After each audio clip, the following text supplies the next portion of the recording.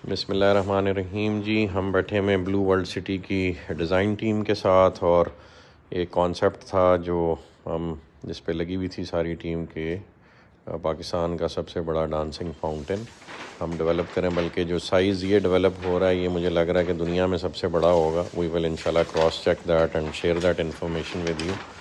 तो ये वो डांसिंग फाउंटेन की ड्राइंग है। ये यहाँ से वहाँ तक कितना होगा लेंथ में? 2200 फुट लंबा है जी। और ये उसका 83 कनाल के कॉन्सेप्ट है। ये 83 कनाल्स के ऊपर है। सिर्फ जो फाउंटेन वाला एरिया और जो बाहर वाला एरिया वो उसके अलावा है, वो तकरीबन ये मिला के कोई 150-200 कनाल पे पहुंच जाएगा। ये उसके सेक्शंस हैं। ये फिर उसका प्लान में लेआउट है और ये उसकी जी 3D व्यू है जो आप देख रहे हैं यहाँ पे। यानी ये सारी फाउंटेन्स जो शूटर्स लगे हुए होंगे और उसके बाद ये स्टेप्स में फिर यहाँ पे दोबारा एक राउंड अबाउट है, उसमें शूटर्स लगे होंगे। फिर ये दोबारा आपको वाटरफॉल की शीट्स गिरती हुई नज़र आ रही हैं। तो यहाँ से यहाँ तक तकरीबन 30 से 40 फुट हाइट का फ़र्क है।